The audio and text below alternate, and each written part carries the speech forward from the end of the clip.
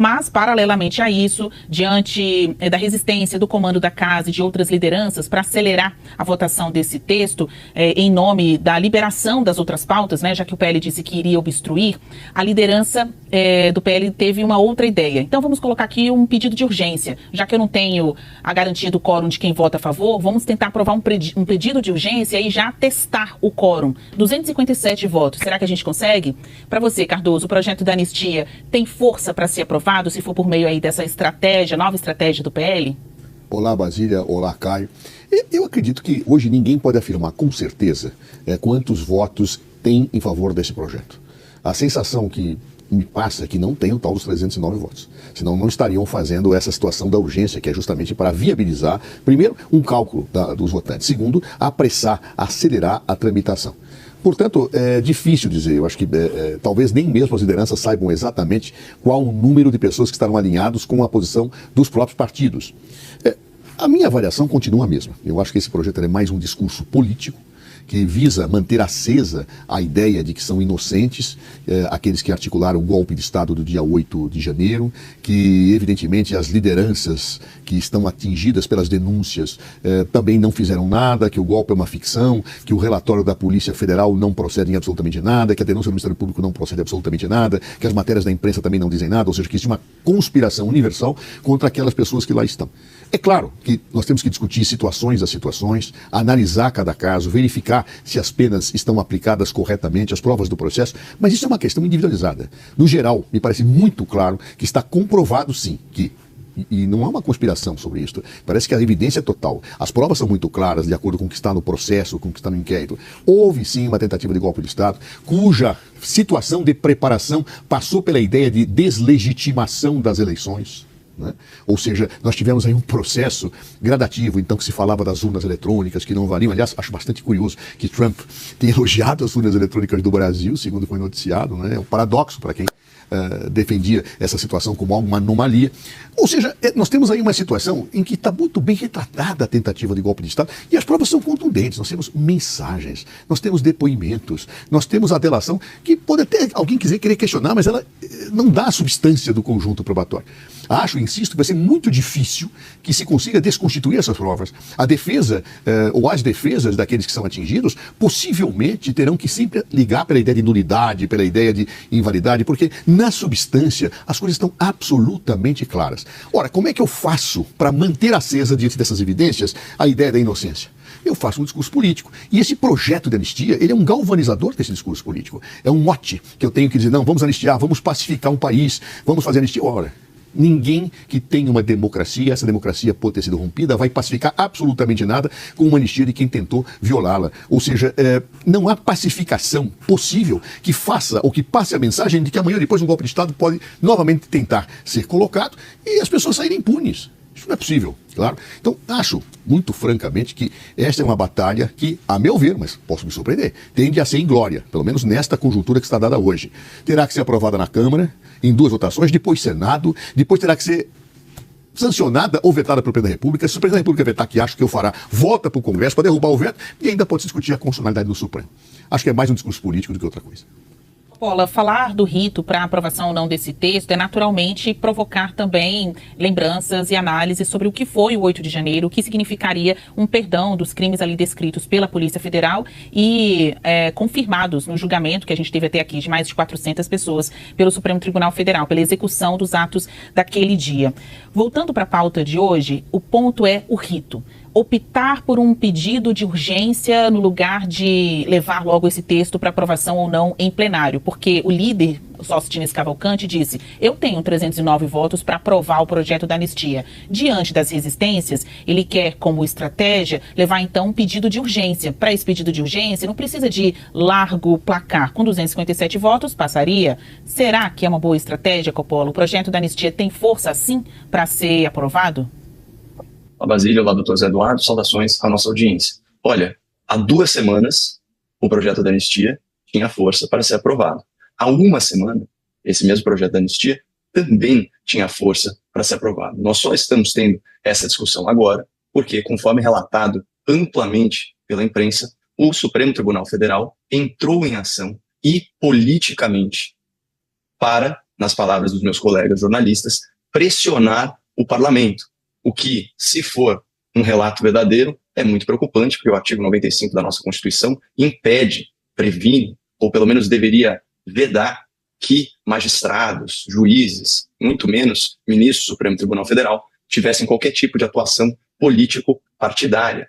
A função deles é a guarda da Constituição e a aplicação da lei, não o processo legislativo em si, muito menos da forma como está escrito. Eu já trouxe isso aqui para o nosso espectador, mas eu faço questão e friso, não são minhas palavras, tá?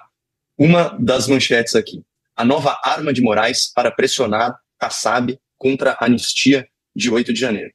Como assim, uma arma para exercer pressão numa liderança política? Isso não faz o menor sentido dentro de práticas republicanas. Outra, esse aqui que eu li foi do Metrópolis, posso ler uma do Estadão. Moraes, senhor Alexandre de Moraes, mira canhões contra a anistia. Ou seja, vejam inclusive que a metáfora é beligerante, ela fala em termos de guerra. E mais, eu já citei aqui então Metrópolis, o site noticioso, já falei do Estado de São Paulo, jornal tradicional. Vamos então à revista Veja, que disse o seguinte, aspas, Bolsonaro não será anistiado, garantem ministros do STF. Ou seja, se antecipando ou antecipando seus votos, se antecipando a uma matéria que sequer passou no parlamento. Magistrados montaram um arsenal de teses jurídicas para derrubar eventual benefício ao ex-presidente. Ou seja, aqui já há uma combinação, né, para atacar as prerrogativas de um outro poder. Bom, o que mudou? Vejam só, curioso, no dia 23 de março, eu estava vendo aqui, o jornal O Estado de São Paulo, ele fez um levantamento, ele entrevistou, doutor Zé Eduardo, mais de 80% dos parlamentares da Câmara Federal. Imagina que laborioso, né, entrar em contato com todas essas assessorias. E, naquela época, o Estadão publicou que já havia 194 votos favoráveis, não apenas à anistia, mas também para a solicitação do pedido de urgência, o que já seria suficiente para solicitar o pedido de urgência. Lembrando que, nesse caso, bastaria que o parlamento tivesse um quórum, né, ou seja, uma quantidade de deputados presentes de 257 membros, para que, por maioria simples, essa votação fosse aprovada.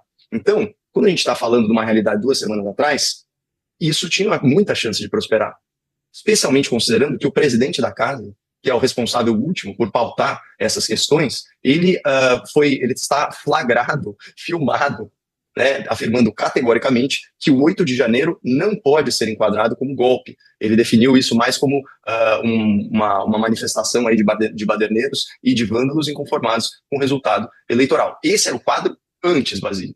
E aí depois, o que aconteceu? Não só o Supremo Tribunal Federal reagiu, como reagiu inclusive mudando sua própria jurisprudência. Então o Supremo Tribunal, ele avocou para si, certo? Processos que estavam na primeira instância, mudando seu entendimento sobre o foro privilegiado. Antes o foro acompanhava o cargo. Agora, mesmo depois que o político já saiu do respectivo mandato, ele ainda pode ser julgado pelo Supremo. E aí, ao fazer isso, eles puxaram não só processos antigos aí que corriam contra uma série de parlamentares, mas principalmente uma denúncia delatada, né, de corrupção contra o presidente da Câmara, que mudou radicalmente de opinião e pediu inclusive para que os líderes não votassem a favor ou não orientassem suas bancadas a favor do projeto da anistia. Então, o que nós vemos aqui, Basília, pode ser um escândalo do ponto de vista de práticas não republicanas significativo. É claro, eu estou simplesmente tecendo hipóteses com base no relato da imprensa especializada, que foi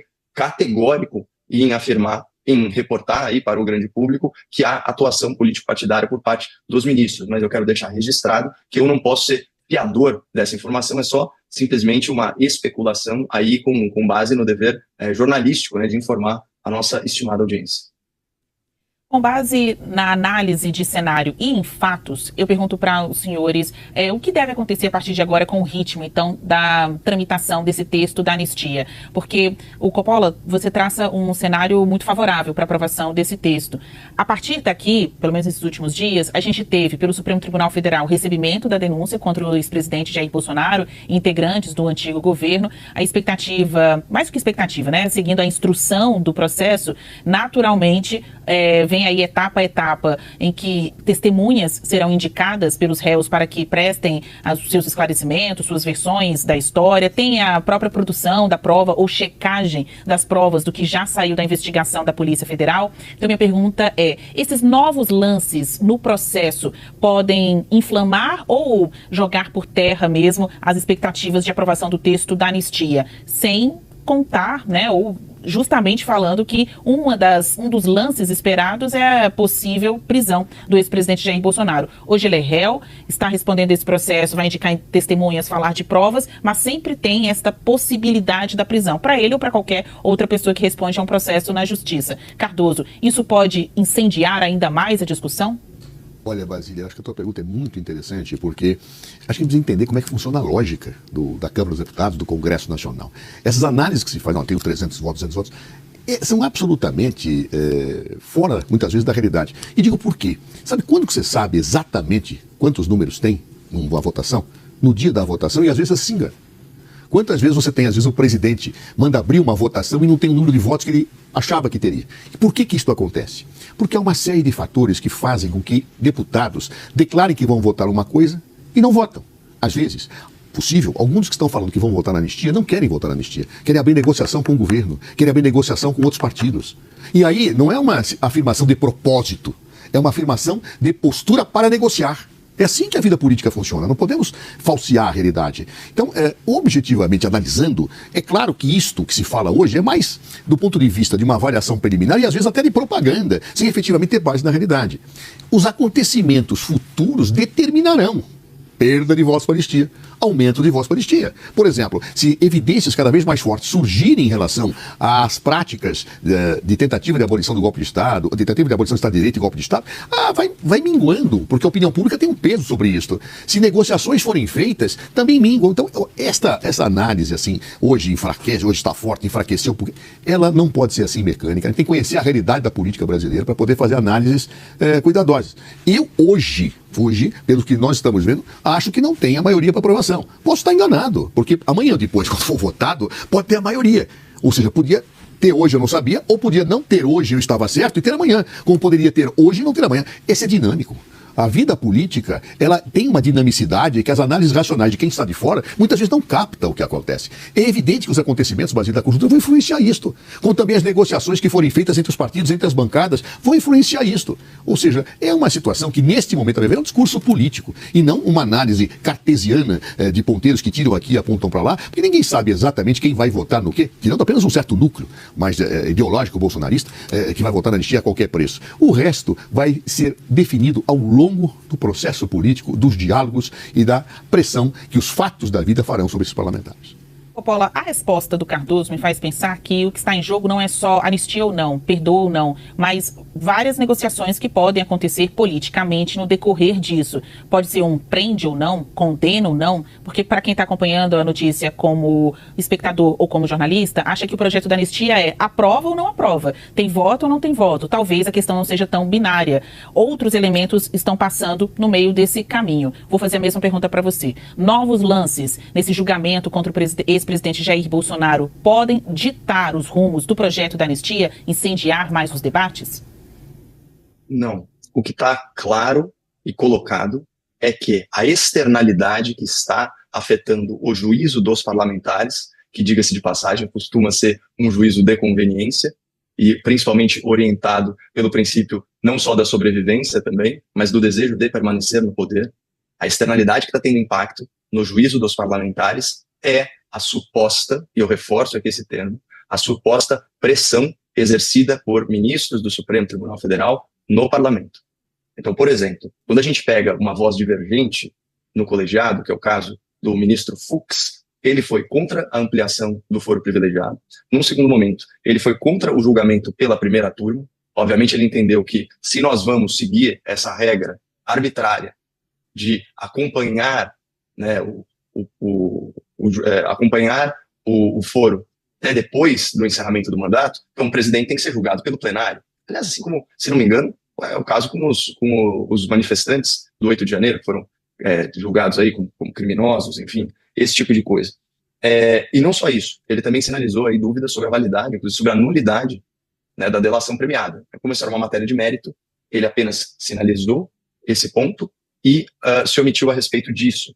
Né? Então, esse é um ponto. Agora, se juízes estão pressionando parlamentares com base na possibilidade ou não de atrasar, de retardar apurações processuais e penais, ou acelerar apurações processuais e penais, nós estamos diante de um caso grave, que alguns críticos chegaram a descrever como chantagem, né? E outros chegaram a descrever como hipótese de prevaricação.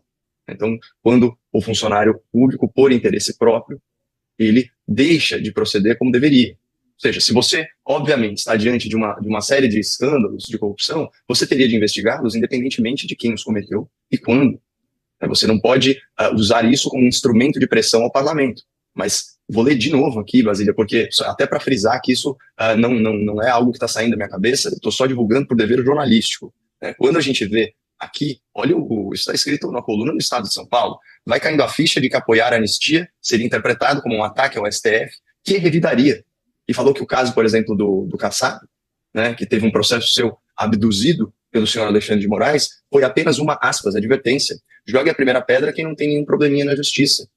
Os presidentes do Senado e da Câmara, quantos deputados e quantos senadores? O que é isso?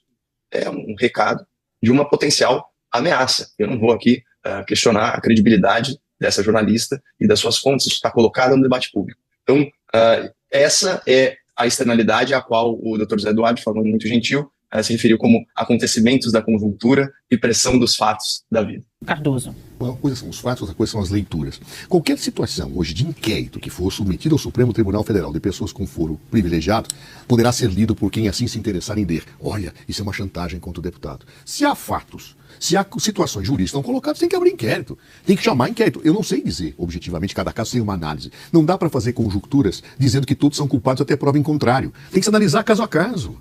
Ou seja, não é possível imaginar-se que porque se abre um inquérito ou porque se faz uma situação, há pressão sobre aqueles que querem votar. Não, por favor, vamos olhar os fatos como eles são, vamos ser cuidadosos, racionais. Se houver prova de que há pressão, tenho certeza que os parlamentares articularão para evitar que isso aconteça. Afinal, tem mandato para quê? Para ser covarde? Não. Então, dentro desse contexto, acho que nós temos que ser bastante cuidadosos para que não possamos fazer acusações apenas por aparências ou por aquilo que nós desejamos ler na realidade. Coppola, você? Deixar bem claro que se há algum tipo de acusação, e não é a minha interpretação, né, vamos respeitar aqui a liberdade de imprensa, não é minha, dos meus colegas jornalistas que usaram essa expressão. Alexandre de Moraes agora tem uma nova arma e que ele mira seus canhões, estou usando essas expressões entre aspas, para se referir às ações do senhor Alexandre de Moraes no sentido de pressionar indevidamente parlamentares a agirem conforme ele quer. E o que nós temos? Por que os parlamentares falaram isso? Diante da mudança súbita de postura do presidente da casa, que via com bons olhos o projeto da anistia, que acha ridículo, chegou até um certo tom de deboche, né, a falar que não se podia caracterizar o 8 de janeiro como golpe, e aí subitamente adota um discurso pró-narrativas de que há um golpe, houve uma tentativa de golpe em curso, e mais, ainda diz que está estabelecida no Brasil a normalidade democrática, quando a gente sabe até por relatos da imprensa que hoje impera a censura no Brasil.